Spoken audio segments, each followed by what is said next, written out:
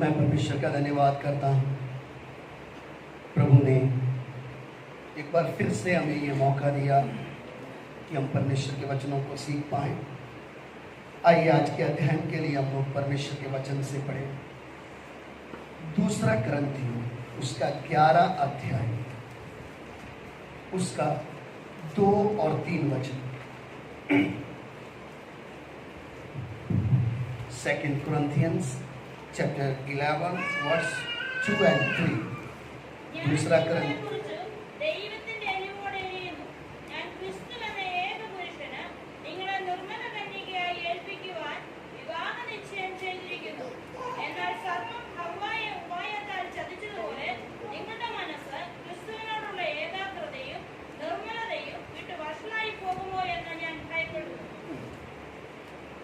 क्योंकि मैं तुम्हारे विषय में ईश्वरीय गुण लगाए रहता हूँ, इसलिए कि मैंने एक ही गुरु से तुम्हारी बात लगाई है कि तुम्हें पवित्र कुंवारी के समान मसीह को सौंप दूं।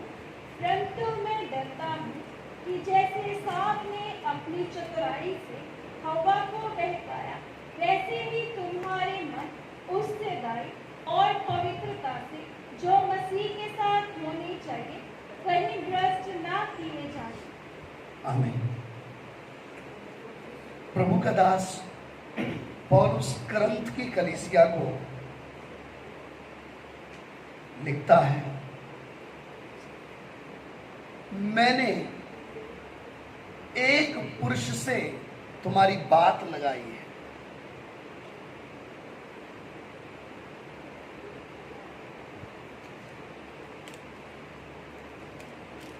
उसका सही शब्दों में हम जो अर्थ समझेंगे, जैसे एक लड़की की लड़के के साथ सगाई हो जाती है या मंगनी हो जाती है, ऐसे ही प्रभु का दास पौल कुरिन्थियों की कलीसिया को पत्र लिखते समय उनको ये समझाने की कोशिश कर रहा है कि मसीह जीवन की गंभीरता क्या है। क्योंकि आज लोग इस बात से संतुष्ट हैं कि हमने प्रभु को जाना है, वो इधर तक सीमित रह गए हैं कि हमें परमेश्वर के बारे में पता चल गया, बहुत हो गया।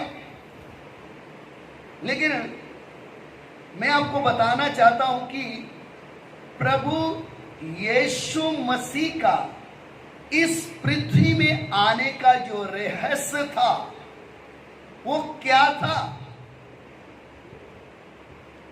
अगर उसने सिर्फ मनुष्य के पापों को ही ढांपना होता या क्षमा करना होता तो स्वर्ग में बैठे बैठे ही क्षमा कर सकता है।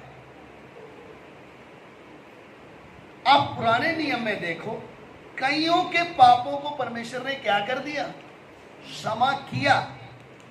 लेकिन अच्छी तरह ध्यान दें इस बात के ऊपर, पाप क्षमा करना और पापों को मिटा देना, ये दोनों में बड़ा फर्क है। क्षमा कर दिया, ढांप दिया तो दिखेगा, लेकिन जो मिटा दिया वो दोबारा दिखेगा नहीं। पर प्रभु यीशु मसीह ने जो अपना जान क्रूस के ऊपर दिया, सिर्फ पाप की क्षमा नहीं बल्कि उसने सारे पापों को मिटाया है। इसलिए एक व्यक्ति जब प्रभु के पीछे आता है तो उसका भूतकाल, जो बीत गया समय है, वो उसको सताता नहीं है। नहीं तो दुनिया को देखो, कोई मुसीबत उनके घर से जल्दी ना जाए तो उनके सबसे पहले दिमाग में यही घंटी बजती है, शायद पुराने जन्म में हमने क्या किए थे, जो पाप किए थे उनका फल हम अभी क्या कर रहे हैं, भुगत रहे हैं। मेरे प्यारों, मसीह जीवन इन बातों के ऊपर विश्वास नहीं करता है। परमेश्वर का वचन कहता है एक ही बार मनुष्य जन्म लेता है, फिर उसके बाद मरता है, और मरने के बाद क्या होता है, न्याय होता है। तो मसीह जीवन सिर्फ इस बात से संतुष्ट रहने वाला जीवन नहीं है कि हमने सिर्फ प्रभु को जान लिया, प्रभु के ऊपर भरोसा कर लिया, उद्धार पा लिया है, बस काफी है। मसीह जीवन रोज अपने आप को बड़े गंभीरता से चलने वाला जीवन है, या अपने जीवन के प्रति बड़े सुचेत रहने का जीवन है। इधर प्रभु का दास पौलुस एक बड़ी बात बोलता है, मैं ईश्वरीय धुन में रहता हूं। कौन सी उसकी ईश्वरीय धुन है? जैसे एक पुरुष से मैंने आपकी बात लगाई है, जब तक मसीह को सौंप ना दूं तुम्हें। ईश्वरीय धुन क्या है, या कलीसिया का प्रोग्राम क्या है? ये नहीं कि रविवार आके ताली बजाई, गाना गाया, वचन सुना, समझ में आया नहीं आया, हमने हाजिरी लगा दी, बात खत्म हो गई। परमेश्वर का एक एक वचन जो हम आज सीख रहे हैं, वो हमें परमेश्वर प्रभु यीशु मसीह के स्वभाव में दिन प्रतिदिन बदलता जाता है। वचन सुनने का कारण, इधर आने का उद्देश्य हाजिरी लगाना नहीं है। जो वचन हम सीखते हैं, उस वचन के अनुसार अपने जीवन को बनाकर, उस वचन के अनुसार चलकर दिन प्रतिदिन, वचन में क्या लिखा है, 1 साल के बाद नहीं, 6 महीने के बाद नहीं, दिन प्रतिदिन हम अंश अंश करके क्या होते जा रहे हैं? मसीह के रूप में बदलते जा रहे हैं। पौलुस उस बात की गंभीरता को लिखते हुए क्या बोलता है? इधर का प्रोग्राम नहीं है, इस पृथ्वी का प्रोग्राम कलीसिया नहीं है। किधर सौंपना है? एक दिन परमेश्वर को सौंपने तक एक सेवक की जिम्मेवारी रहती है। परमेश्वर पूछेगा, ला किधर है वो? एक विश्वासी आया था, वो कहां है?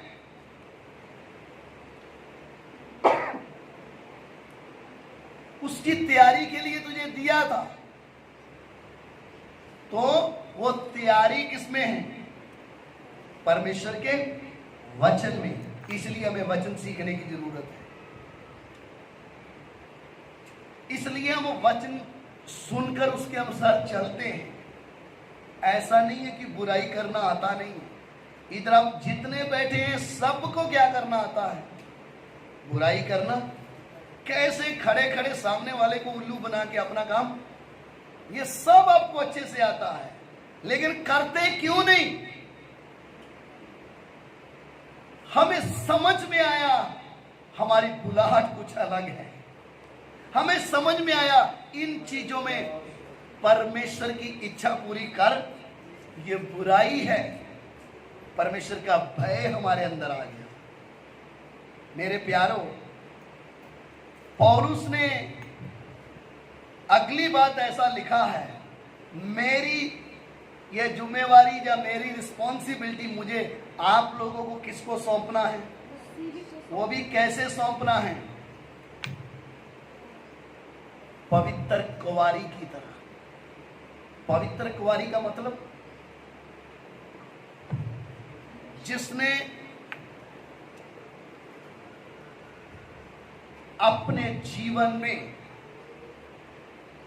जिसके साथ उसकी शादी होने वाली है, उस व्यक्ति को छोड़ किसी और को कभी बुरी नजर से देखा, उसको बोलते हैं पवित्र कुंवारी। ध्यान दीजिए, स्टैंडर्ड कलीसिया का। आज तो लोगों को कैसा लगता है, कुछ भी कर लो, माफी मांग लो, सब हो जाता है। इनको ऐसे लगता है जैसे इनके घर का परमेश्वर है। कुछ भी कर लो, 2 आंसू बहाओ, वो प्रभु क्या कर देगा? क्षमा कर देगा। वो तो क्षमा करने आया, तो जो पहले आपके इतने बड़े बड़े कालक थे क्षमा किए, वो क्या था फिर? मसीह जीवन को नहीं समझेंगे तो हम चल नहीं पाएंगे। आज नहीं तो अगले साल नहीं तो उसके अगले साल उखड़ जाएंगे। मैं खुद नहीं आया हूं, परमेश्वर ने मुझे छुड़ाया है। उदाहरण, 50 आदमी लाइन में खड़े थे जिनको सांकलों से क्या किया गया था? छुड़ाने वाले ने उस 50 में से मेरे आकर ताला खोला। वो है कीमत। एक गंभीर बात, मेरा सौभाग्य, आज भी मेरा भाई क्या कर रहा है, मेरी बहन क्या कर रही है, मेरी माँ क्या कर रही है, मेरे रिश्तेदार क्या कर रहे हैं, अभी भी उसी जंजीर से क्या हुए हैं, बंधे हुए हैं। लेकिन जब मुझे खोला है तो ये मेरे अच्छे काम नहीं, मेरी खूबी से नहीं, उसके अनुग्रह से होगा। अब इस पृथ्वी तक का खेल नहीं है ये कि चलो कैसे भी चले जाओ। आज दुनिया की सोच क्या है? लोग चर्च बदलने में देर नहीं करते हैं। क्यों? उनको अपने हिसाब का एक पास्टर चाहिए, उनको उनके हिसाब से एक चर्च चाहिए जहां उनकी इच्छाएं पूरी की जाए, जहां उनकी अभिलाषाएं पूरी हो, जहां से कोई पाप का प्रचार करने वाला ना हो, जहां कोई ये चेतावनी देने वाला ना हो कि परमेश्वर का न्याय आने वाला है, उस न्याय के सामने हमें खड़े होना है। ऐसी बातों का कोई बोलने वाला ना हो। हम ऐसा चर्च खुद ढूंढ के जाएंगे। एक व्यक्ति को परमेश्वर लेके आता है, ना कि वो खुद ढूंढ के आता है। परमेश्वर उसके जीवन में एक सेवक को लेके आता है, ना कि एक विश्वासी सेवक को ढूंढने जाता है। इसलिए परमेश्वर का वचन कहता है, मैंने मेरे सेवक को उठाकर भेजा है। अगर वो भेजे ना तो एक व्यक्ति कभी भी परमेश्वर की सेवकाई कर नहीं सकता है। आज का माहौल आप देखें, कितने सैकड़ों लड़के, कितने भाई ऐसे खड़े होंगे बाइबल लेके, उनको ऐसा लगने लग गया कि मुझे थोड़ा वचन आ गया तो मैं पास्टर हूं। पास्टर की रिस्पॉन्सिबिलिटी क्या है? कलीसिया को सिद्ध करके, पवित्र करके मसीह को सौंपना है, ना कि उनको अपनी कमाई का साधन बना के इस्तेमाल करना है। इसलिए पौलुस बोलता है, मैं पवित्र कुंवारी की तरह तुम्हें सौंपना चाहता हूं। उस पवित्र कुंवारी का मतलब, कलीसिया को यीशु मसीह लेने आने से पहले उस कलीसिया के बीच में कोई भी ऐसा अवगुण, कोई भी ऐसा कलंक, कोई भी ऐसी झुरी ना हो, बल्कि उस कलीसिया में परमेश्वर की ऐसी कलीसिया हो जिसमें परमेश्वर की महिमा वास कर सके। उस महिमामय कलीसिया को लेने के लिए यीशु मसीह आ रहा है। हर एक चर्च यीशु मसीह की दुल्हन की तैयारी नहीं कर रहा है।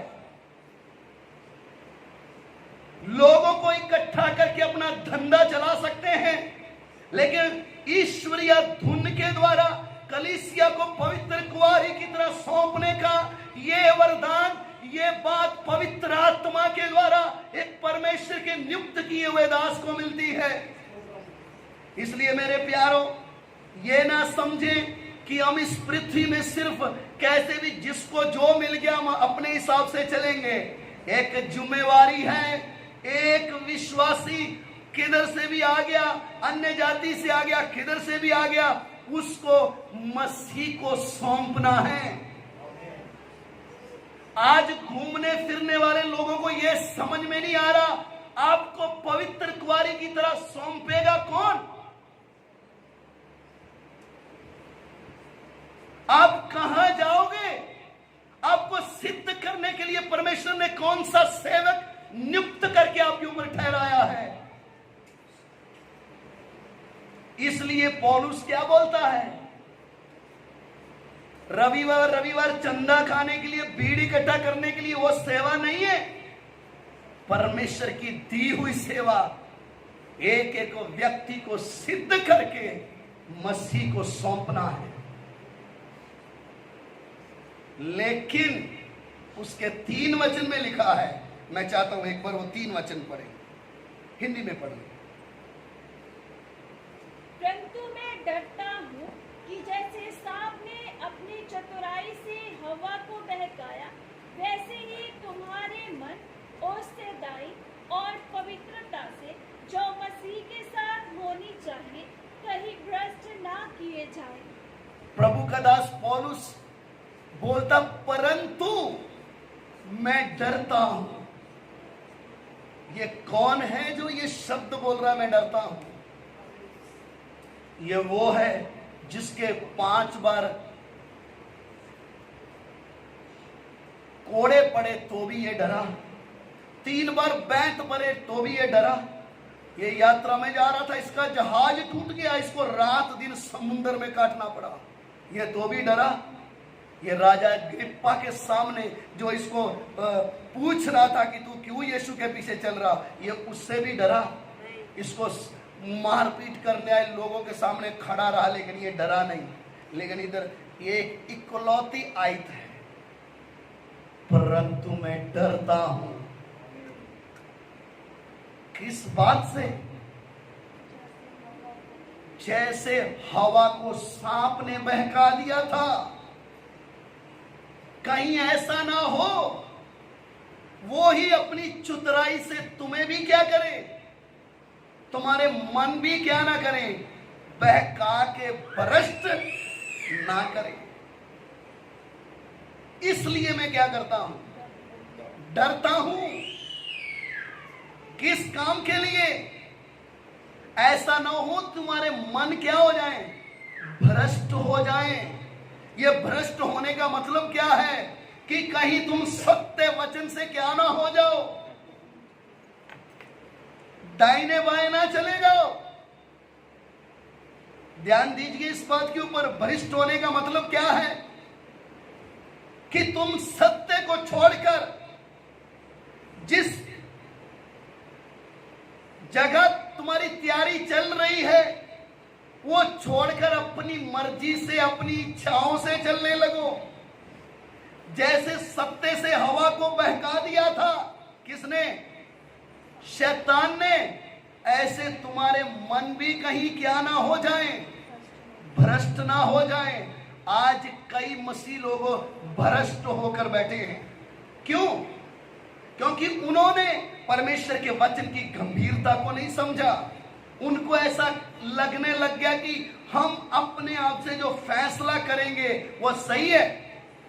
बेशक बाद में वो पछताए, बेशक बाद में उन्होंने उन बातों के लिए रोए, लेकिन एक बार आप जब भ्रष्ट हो गए, आपने क्या खो दिया? आपने अपनी कुलाहट को खो दिया। पौलुस बोलता, मैं डरता हूं। जैसे सांप ने बड़ी चतुराई से हवा को बहका दिया था, तुम्हारे मन भी कहीं भ्रष्ट ना किए जाएं। क्योंकि आज जिस इन अंतिम दिनों में हम जी रहे हैं, शैतान बड़ी ताकत से कलीसिया के साथ लड़ने के लिए आ रहा है। अच्छी तरह ध्यान दें, उसकी लड़ाई किसी और से नहीं, उसकी लड़ाई उसके साथ नहीं है कि किधर कितनी भीड़ इकट्ठी हो रही है, किस चर्च में कितने मेंबर आ रहे हैं, कौन सी चर्च बड़ी भीड़ के साथ लोगों के सामने आ रही है। शैतान को उससे कोई फर्क नहीं है। आज कितने ऐसे लोग हैं जो शैतान के राज्य में रहकर रविवार को चर्च में जा रहे हैं, क्योंकि उनको अभी तक छुटकारे का अनुभव हुआ ही नहीं। शैतान को उनसे कोई प्रॉब्लम नहीं है। शैतान को किससे प्रॉब्लम है? यीशु मसीह की दुल्हन किधर तैयार हो रही है, वो पवित्र कुंवारी की तैयारी कहां हो रही है, उसकी ध्यान, उसका नजर उधर है। इसलिए उनको क्या कर रहा है? संसार की ओर प्रलोभन देकर खींच रहा है। उनके काम को उनके सामने बड़ा पब्लिश कर रहा है, ताकि उनके पास परमेश्वर के वचन को पढ़ने का टाइम ना रहे, उनके पास परमेश्वर की आवाज सुनने का टाइम ना रहे, ताकि जब तुरी की आवाज कलीसिया सुने तो यह व्यक्ति भ्रष्ट होकर बैठा रहे। इसलिए पौलुस बोलता, मैं डरता हूं। आज के समय में कितने विश्वासी हैं जो नाम के लिए मसीह रह गए हैं, लेकिन उनके जीवन में परमेश्वर की उपस्थिति खत्म, क्योंकि उन्होंने अपनी मर्जी से चलना शुरू कर दिया। उन्होंने परमेश्वर की इच्छा के अनुसार नहीं, अपने कामों को अपनी मर्जी, अपनी इच्छाओं से करने लग गए। क्योंकि ये अंतिम समय चल रहा है।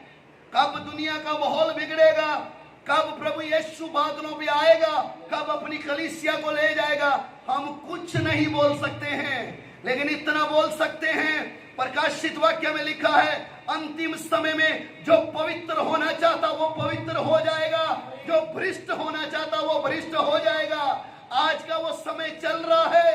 कितने लोग हैं चर्चों में जाकर भी भ्रष्ट पड़े हुए हैं, क्योंकि यीशु मसीह अपनी दुल्हन को लेने के लिए आ रहा है। हम कौन सी कैटेगरी में चल रहे हैं?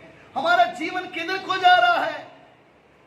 क्या हम एक नाम के ईसाई, नाम के विश्वासी बनकर जीना चाहते हैं, या परमेश्वर की इच्छा के अनुसार चलना चाहते हैं कि मैं सिद्ध हो जाऊं?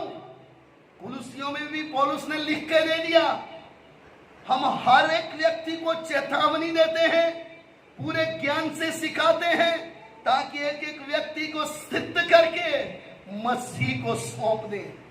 मेरे प्यारो, कलीसिया का प्रोग्राम पृथ्वी का नहीं, यीशु मसीह को सौंपने का प्रोग्राम है। लेकिन इन अंतिम दिनों में कितने लोग हैं जो इस गंभीरता को समझ नहीं पाते। उनको परमेश्वर का सत्य वचन नहीं चाहिए, उनको खराई का वचन नहीं चाहिए, वो अपनी मर्जी से चलना चाहते हैं। इसलिए वो चर्च ढूंढते हैं जिधर कोई उनको रोकने टोकने वाला ना हो, कोई देखने वाला ना हो। ऑनलाइन आप वचन सुन सकते हैं, ऑनलाइन आप परमेश्वर के वचन को अच्छे से समझ सकते हैं, लेकिन आपको देखने वाला कोई सेवक नहीं है तो आप भ्रष्ट होकर बैठे हैं, क्योंकि आपको कोई पूछने वाला नहीं है। ध्यान दीजिए, एक वचन मैं आपके सामने रखना चाहता हूं। पहला दूसरा तिमोथियस उसका 4 अध्याय 3 वचन। ध्यान दीजिए, 2 तिमोथी चैप्टर 4 वर्स 3। दूसरा तिमोथियस 4 अध्याय 3 वचन।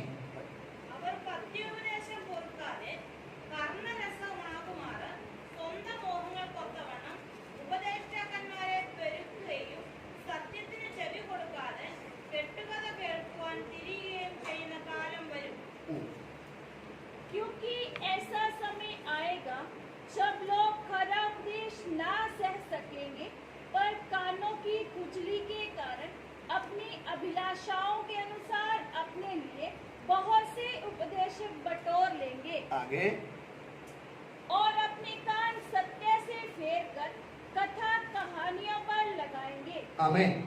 इधर प्रभु के दास पौलुस तिमोथियस को लिखता है, क्योंकि ऐसा समय आएगा। उस समय लिखा था, लगभग 2000 साल पहले ऐसा लिखा था, तिमोथी ऐसा समय आएगा। कैसा आएगा? लोग खरा उपदेश ना सहन कर पाएंगे। लोगों को कौन सा उपदेश चाहिए? खरे में और ना खरे में फर्क क्या है? खरा उपदेश हमारे पाप को नंगा कर देगा। खरा उपदेश हमारे अंदर के अभिलाषाओं को निकाल के बाहर रख देगा। खरा उपदेश उस परमेश्वर का वचन है जो आत्मा और प्राण को, जीवित को, गुद्दा गुद्दा प्राण को अलग अलग कर देगा, छेद देगा। खरा उपदेश वो है जो ये बताएगा, सकेत फाटक से प्रवेश करो, तंग मार्ग में चलो। खरा उपदेश वो है जो यीशु मसीह का चेला बनकर चलने के लिए सिखाएगा। ये लोग खरा उपदेश ना सहने के कारण अपने अभिलाषा के अनुसार, अपनी इच्छा के अनुसार ऐसे उपदेश को क्या कर लेंगे? क्योंकि सत्य वचन कान में खुजली करेगा। वचन में क्या लिखा है? खरा उपदेश ना सहने करेंगे, कानों की खुजली के कारण अपनी इच्छा से क्या करेंगे। कई लोगों के कान में सत्य उपदेश जाते ही आग लग जाती है। वो बोलते ये पास्टर तो बहुत खुला बोलता है, तो चादर ओढ़ के बोलने का है, छुप छुप के बोलने का है, हम तो खुला बोलते हैं। क्या बोलते हैं? यीशु मसीह पापियों का उद्धार करने के लिए आया है।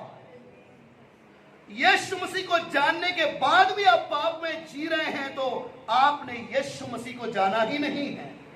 कोई दूसरी आत्मा आपको चला रही है जो पाप भी करा रही है, यीशु का नाम भी ले रही है।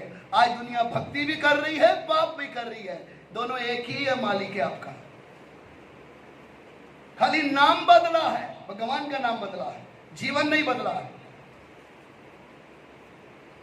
सत्य खरा उपदेश ना सहने के कारण कानों में खुजली हो जाएगी और उस खुजली के कारण अपनी अभिलाषाओं को के अनुसार क्या करेंगे, उपदेशक ढूंढ लेंगे। ये हमें तो ये अच्छा लगता है, ये बहुत मीठा प्रचार करता है, ये बोलता है तुम्हें ब्लेस, मैं तुम्हें ब्लेस करता हूं। ये बोलता है वो तुम्हारा वीजा लगने वाला है, हमें ऐसा चाहिए। ये बोलता है तुम्हारी 30,000 सैलरी है, अभी 50 होने वाली है। हम स्तोत्रम बोलते हैं। ये प्रभु का दास बहुत अच्छा है, ये कभी हमारी गलती नहीं बोलता है, ये कभी हमें डांटता, ये कभी हमारे साथ गुस्से से बात नहीं करता। हमारा पास्टर तो जब देखो गुस्सा ही करता रहता है, कान में खुजली होता है आपके। सत्य खरा उपदेश ना सहने के कारण लोग अपनी अभिलाषाओं के अनुसार क्या कर लेंगे, बटोर लेंगे। बटोरने का मतलब ये अच्छा वो अच्छा, ऐसा जैसे आप लारी पे टमाटर नहीं बिल लेते या आलू बिल लेते हैं, बटोरते हैं, ऐसा परमेश्वर का दास बटोरने वाली चीज नहीं है, वो परमेश्वर का भेजा हुआ है। सुनोगे तो जीवन पाओगे, इनकार करोगे तो नाश में जाओगे। वो है प्रभु का दास। न्याय के दिन आपको समझ में आएगा मेरी बात, आज नहीं, न्याय के दिन आपको समझ में आएगा खारे उपदेश को ठुकराने का कीमत क्या मिलता है, फल क्या है उसका। और सत्य से कान क्या कर लेंगे, फेर लेंगे। मन किधर लगा देंगे, कहानियों के ऊपर, कथाओं के ऊपर। मेरे प्यारों, इसलिए पौलुस ने लिख के दे दिया, मैं डरता हूं कहीं तुम बहकाए ना जाओ। बहकाने का मतलब क्या होता है पता है?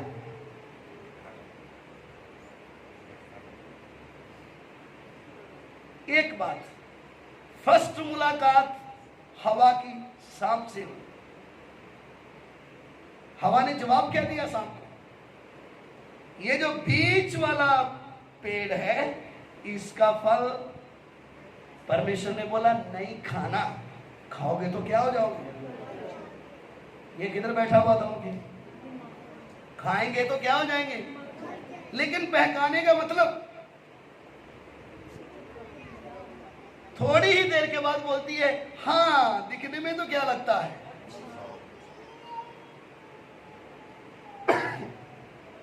क्योंकि वो उसकी बातों में आ गई, दूसरे की भाषा बोलने लग जाना। पहले हम विरोध करते थे, फिर हम उसी की भाषा क्या करने लग गए, बोलने लग गए। आपके साथ हुआ क्या, आप बहकाए गए हैं और बहकाए जाने के कारण आपका मन भ्रष्ट हो चुका है। अब सत्य वचन आपको कड़वा लगेगा क्योंकि आप बहकाए जा चुके हैं। और बहकाने के बाद हमने किसकी साइड फैसला किया, ना तो आदम की तरफ ना परमेश्वर की तरफ, किसकी तरफ, शैतान की तरफ। हम बहकाए गए तो हमारा निर्णय वचन के बाहर होगा, हमारे काम वचन के बाहर हो गए। कितना भी इधर अच्छे सफेद कपड़े पहन के आ जाओ, हाथ में बाइबल झोला पकड़ के हम भी विश्वासी हैं, कुछ भी कर लो, आप बहकाए गए हैं तो आपके काम बताएंगे खरा उपदेश आपको बुरा लगता है, इसलिए आप बटोर लेते हैं। बटोरने का समझ में आता है, मेरी इच्छा के अनुसार मुझे अच्छा लगने वाला क्या होना चाहिए, मन को नहीं, वचन आत्मा के लिए जीवनदायक है। मन तो धोखेबाज है, ये तो आज इधर कल उधर। इसलिए पौलुस बोलता मैं डरता हूं। आज कितने ऐसे विश्वासी जिन्होंने शुरू में यीशु के लिए कीमत दिया, उन्होंने किसी की परवाह नहीं की, लेकिन खरा उपदेश छोड़ दिया, सत्य से कान फेर लिया। आज वो आत्मा में ठंडे होकर बैठे, क्योंकि उनके जीवन से हुआ क्या, परमेश्वर की उपस्थिति चली गई। वो नाम के लिए विश्वासी रह गए। जैसे एक बल्ब फ्यूज हो जाता है, लेकिन फिर भी क्या रहता है, वो उसका नाम बल्ब रहता है, लेकिन उसके अंदर जो लाइट रोशनी देने वाला कॉइल क्या हो गया, खत्म। आज कितने ऐसे विश्वासी जिनके मन भ्रष्ट हो चुके हैं, क्या उनमें से मैं और आप तो नहीं?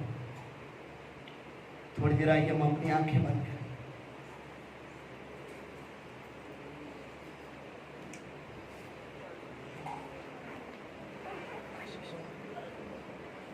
हालेलुया। थोड़ी देर प्रार्थना में जाए।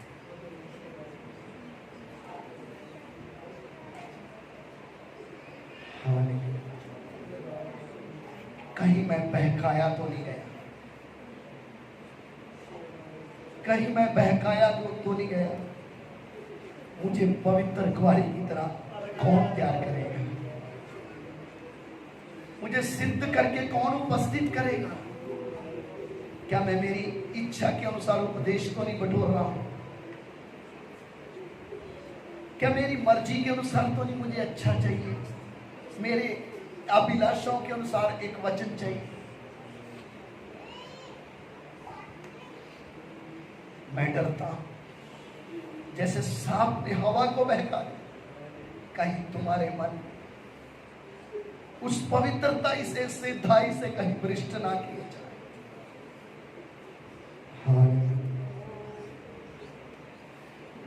हालेलुया।